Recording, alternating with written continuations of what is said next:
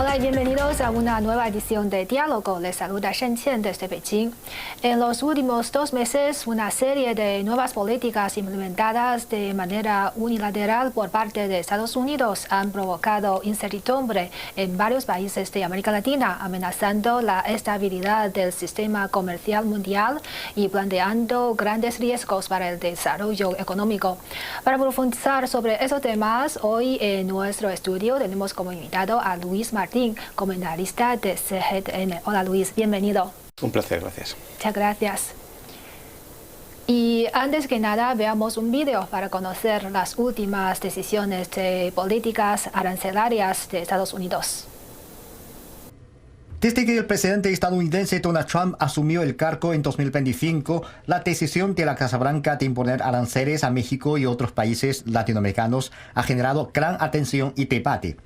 Aunque el gobierno mexicano afirma que las acciones de Washington violan el tratado entre México, Estados Unidos y Canadá, ha propuesto políticas para desarrollar su propia industria y está buscando urgentemente otros socios comerciales más allá de Estados Unidos, es poco probable que estas medidas compensen el grave impacto de perder el mercado estadounidense en el corto plazo. En 2024, las exportaciones mexicanas a Estados Unidos representaron más del 80% de las exportaciones totales de México. Los países de América Latina han mantenido durante muchos años estrechos vínculos económicos y comerciales con Estados Unidos, quien es el mayor socio comercial de México, Colombia, República Dominicana, Ecuador, Guatemala y el segundo mayor socio comercial de Chile y Brasil. Mientras Trump amenaza con imponer aranceles, algunos países latinoamericanos ya han hecho preparativos y están promoviendo la diversificación de socios comerciales y la reducción de su dependencia de un mercado único. Bueno, Luis, a través del vídeo hemos visto que el presidente de Estados Unidos, Trump, ha decidido imponer un arancel del 25% a los productos importados desde México. Entonces, ¿cómo ve usted esta política contra los productos de México?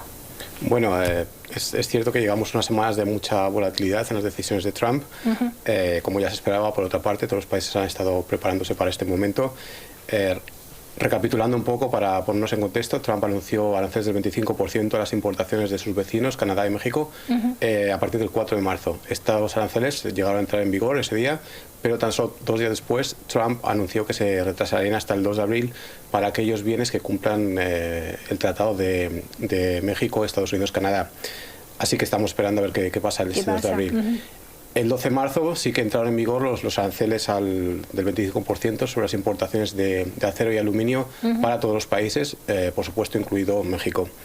Esta segunda ronda de aranceles al aluminio y al acero difiere de la impuesta por Trump en su primer mandato, ya que primero el arancel es mayor, la cantidad, pero también el alcance del mismo, ya que abarca muchos más productos que contienen aluminio y acero, como pueden ser desde raquetas de tenis hasta electrodomésticos o aparatos de aire acondicionado o incluso bicicletas. Canadá y la Unión Europea ya anunciaron que tomarían medidas como represalia ante estos aranceles. Y sin embargo México ha mantenido hasta el momento una actitud, como ellos la califican, de cabeza fría.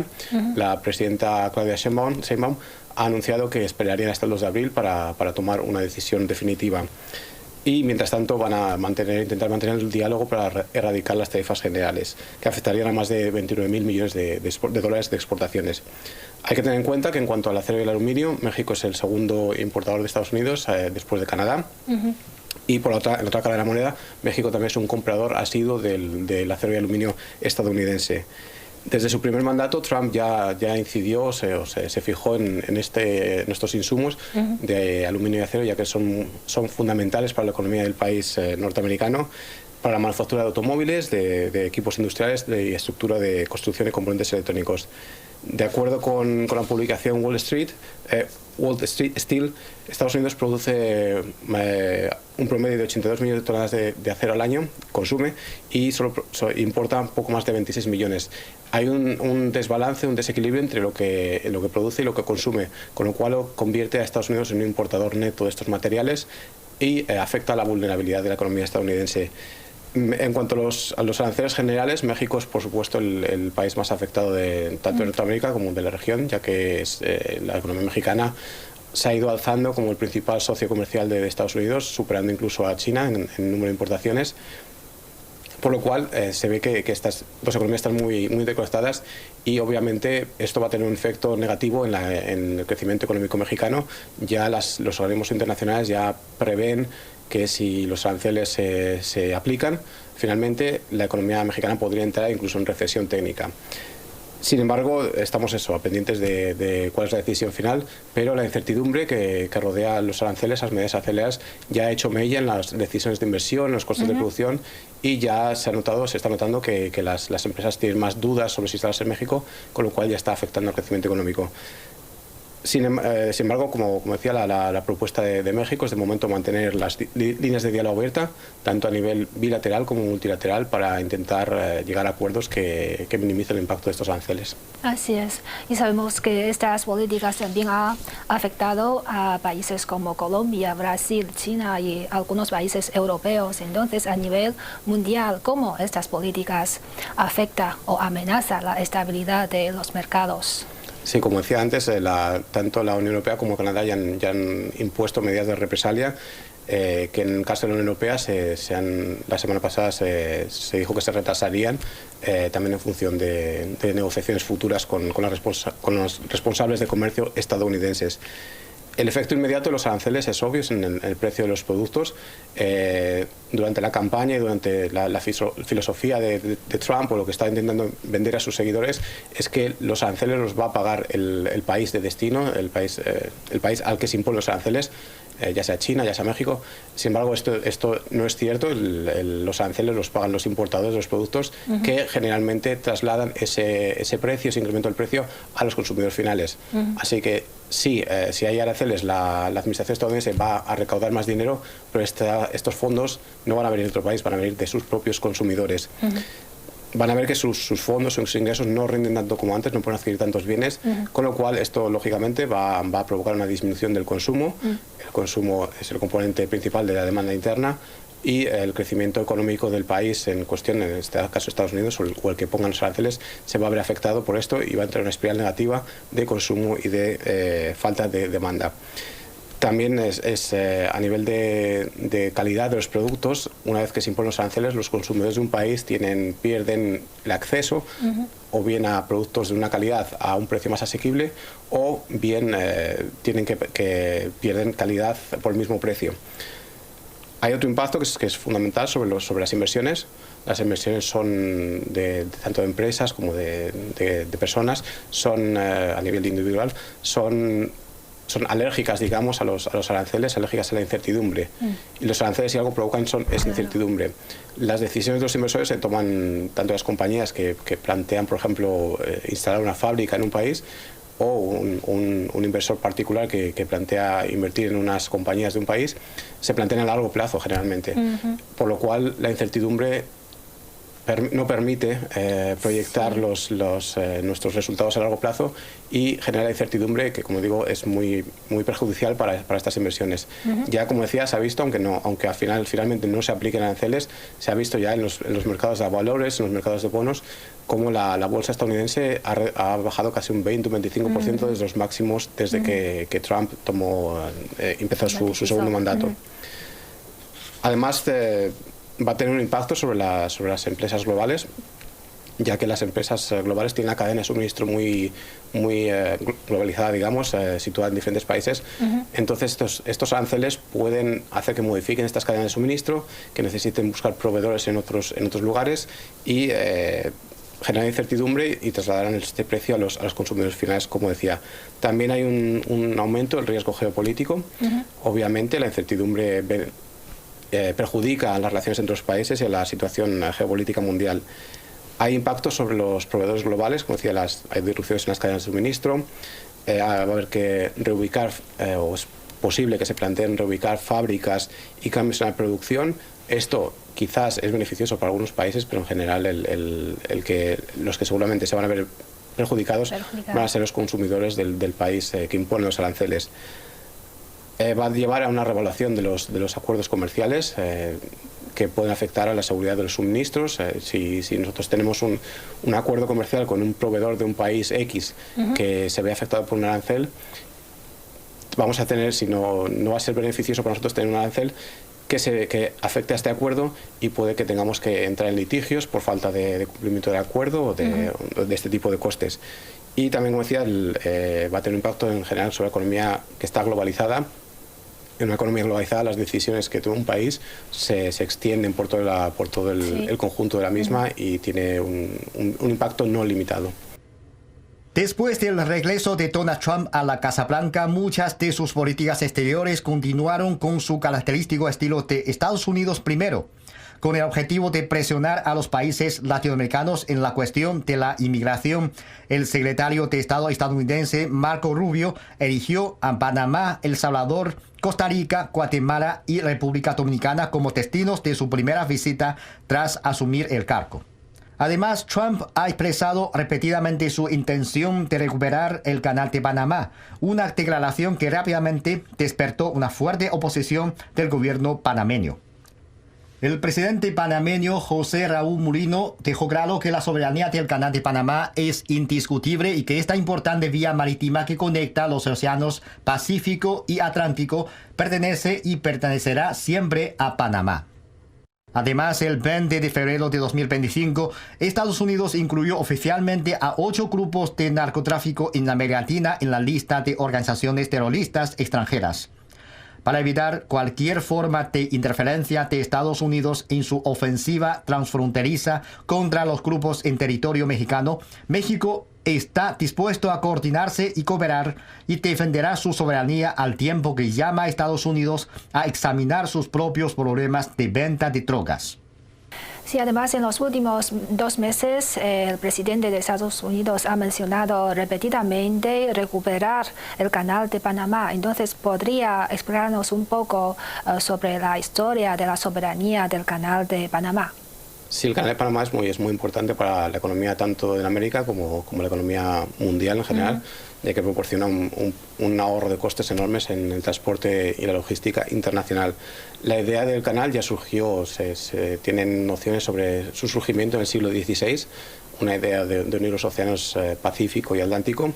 Sin embargo, fueron los franceses a finales del siglo XIX, concretamente en el año 1881, que decidieron empezar esta obra enorme, ingente, que sin embargo su proyecto fracasó debido a problemas técnicos y al impacto de las enfermedades tropicales que costaron la vida de cientos y de miles de trabajadores.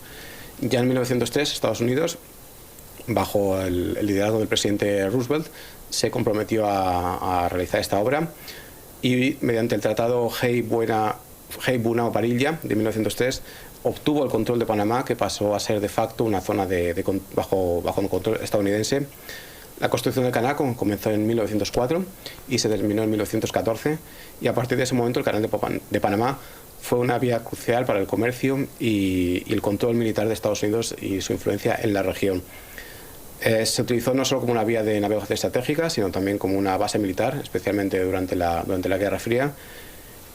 Durante la década de los años 50 y 60 y más adelante de los 70, empezó en Panamá un movimiento más nacionalista con el objetivo de recuperar la soberanía del canal. Obviamente el canal cubría partía en dos el territorio de Panamá, ya que era no solo el canal, sino una franja de cientos kilómetros al norte, cientos kilómetros al sur, con lo cual no era una situación ideal que un país esté partido en dos y ocupado por una potencia extranjera.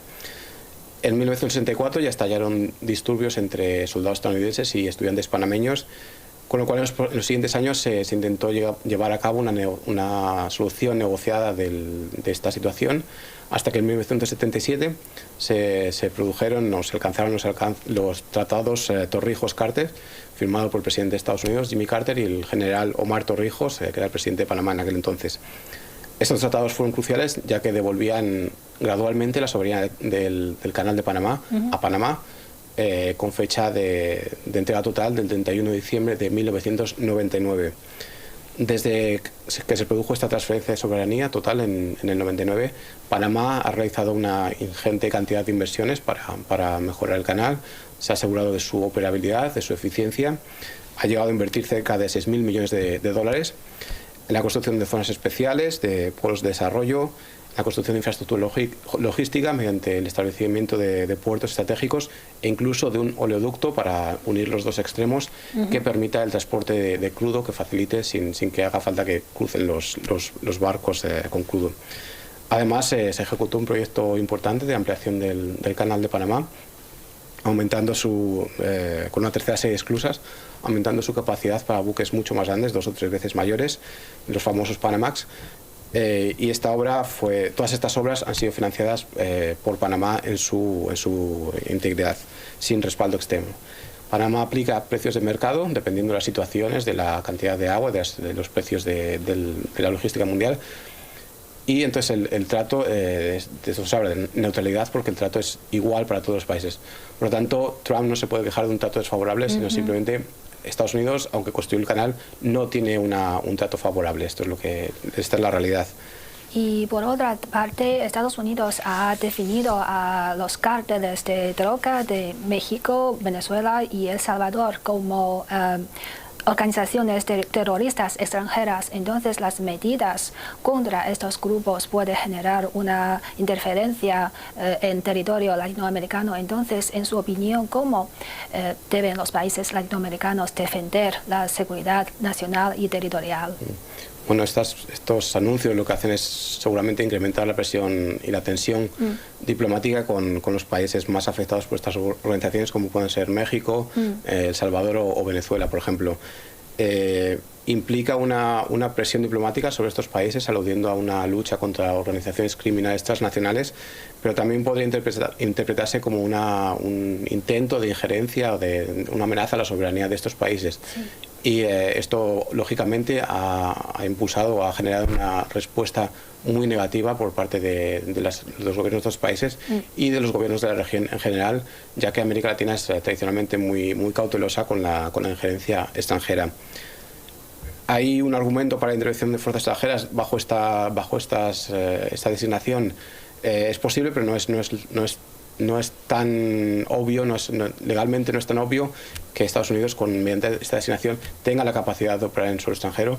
Y de hecho ya en México, por ejemplo, se ha puesto frontalmente a esta posibilidad, que se consideró anteriormente, pero debido a los recelos de México, ya en otras administraciones pasadas de Estados Unidos, se desechó la posibilidad de designar a los cárteles como organización terrorista internacional. El gobierno de Estados Unidos ya cuenta con herramientas para perseguir o para enfrentarse a los carteles, incluyendo persecuciones penales y congelación de activos.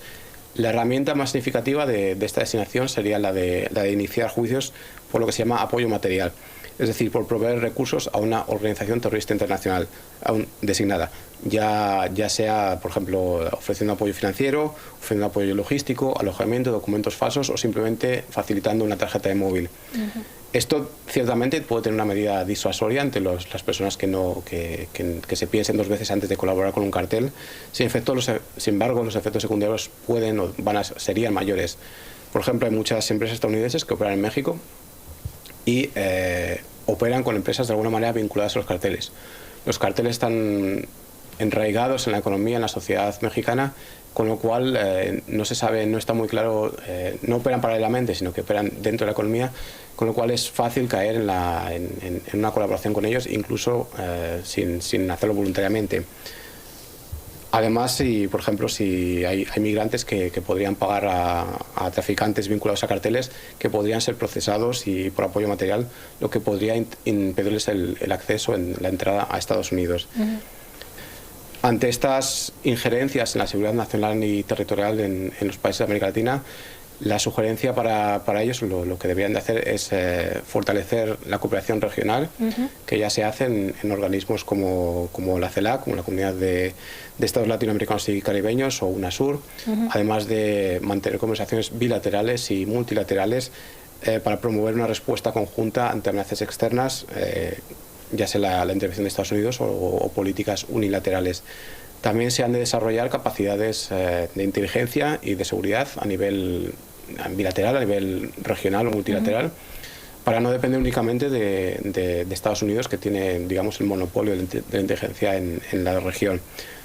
Se ha de optar por fortalecer la diplomacia internacional con socios alternativos a Estados Unidos, ya sea la Unión Europea, ya sea China u otros países, que den una menor dependencia de Estados Unidos. Y además se debe optar por incorporar y por innovar en capacidad militar y cibernética. Sí, otro tema muy importante es la inmigración. ¿Cómo ven las políticas de Estados Unidos para abordar la inmigración ilegal y cómo los países latinoamericanos deben resolver este problema? Como ejemplo, se han realizado acuerdos de asilo con países como Guatemala, Honduras y El Salvador, que han sido presionados a aceptar migrantes que cruzan su territorio. Este enfoque es problemático y controvertido, ya que estos países muchas veces no tienen la capacidad para hacer frente a estos flujos de migrantes de una manera efectiva y respetuosa con los derechos humanos, ni ofrecerles una protección adecuada a estos solicitantes de asilo. También se han llevado a cabo programas de repatriación y asistencia, como el Plan de Alivio de Inmigrantes, que provoca financiamiento a gobiernos centroamericanos para mejorar la seguridad y las condiciones económicas en sus países, con el objetivo de reducir las causas subyacentes de la inmigración.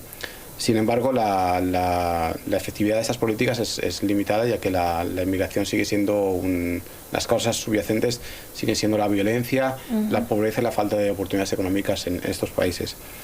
También se ha realizado una importante presión sobre los países de tránsito, que han colocado una importante presión sobre ellos y que entra en conflicto, digamos, a veces con sus políticas internas o con sus políticas de derechos humanos contra la propia población.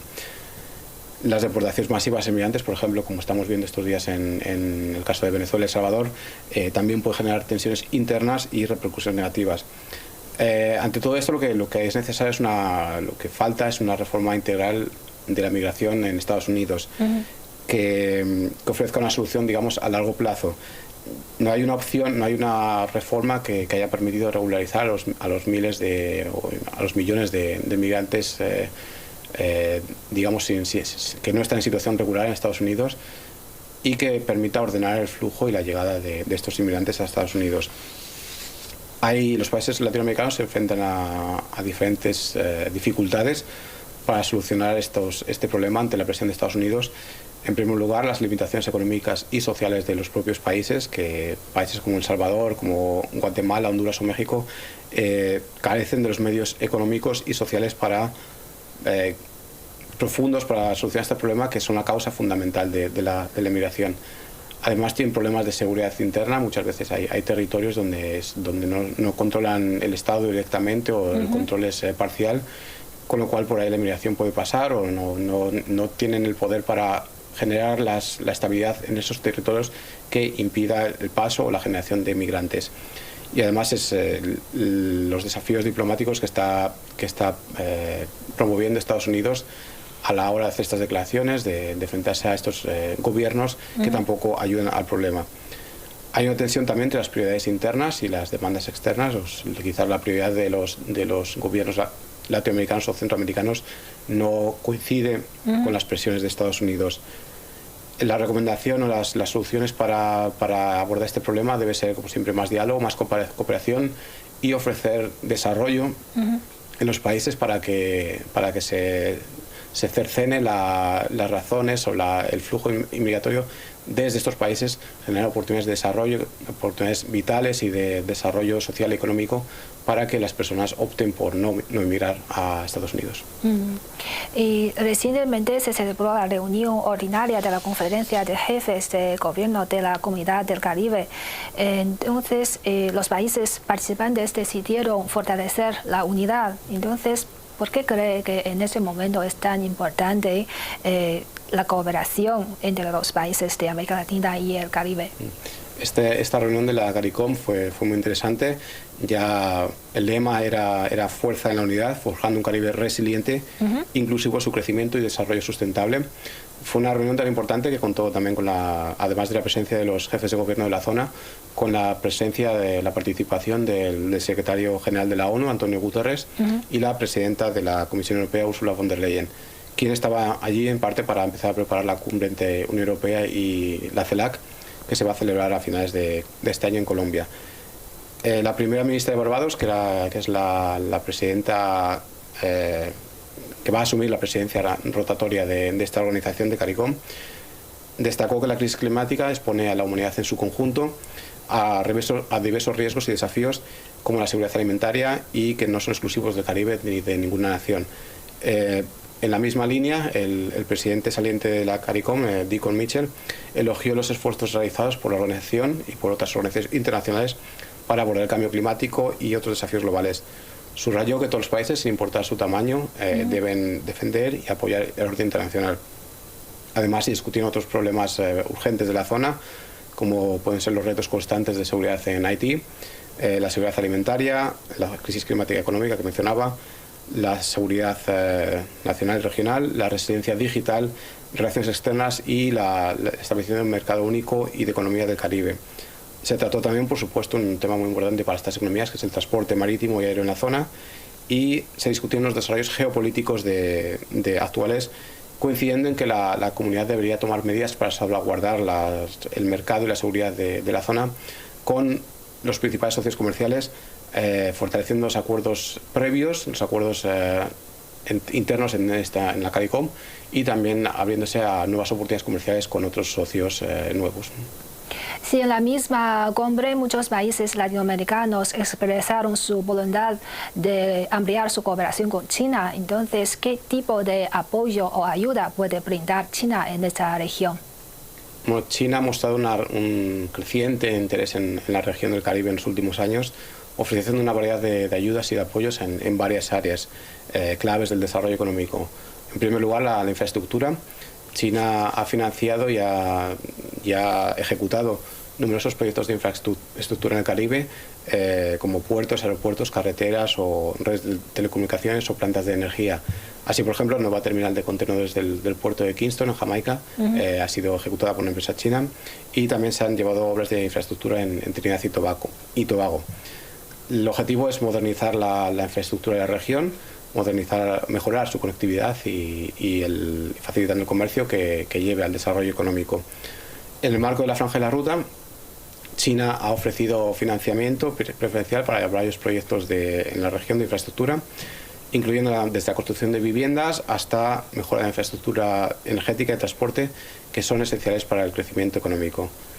Además, se está produciendo un apoyo al comercio, las exportaciones. China ha abierto su mercado a productos caribeños, como pueden ser el azúcar, el ron, el cacao y otros productos agrícolas. Ofrece oportunidades a estos países para diversificar sus exportaciones y acceder al mercado chino, que es un mercado de consumidores con un poder adquisitivo creciente, con una clase media muy potente que está muy interesada en adquirir y en probar este tipo de productos. Además, se ha producido ya un incremento significativo del comercio con varios países del Caribe, promoviendo acuerdos de libre comercio y facilitando el acceso a recursos y a productos manufacturados de bajo costo, beneficiando así a las empresas y a los consumidores locales. También se está facilitando la asistencia en tecnología y capacitación, tanto en tecnología. China comparte su experiencia en tecnología agrícola, en tecnología de información, y transfiere estas tecnologías a estos países que ayudan al desarrollo de los mismos.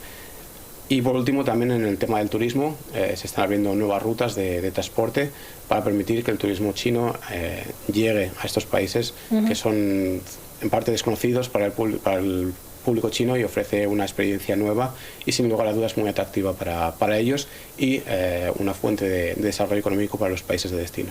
Así es. Gracias, Luis, por su análisis. Ha sido un placer. Gracias, el placer es mío. Y así concluimos esta edición de Diálogo. Gracias por su confianza y hasta la próxima.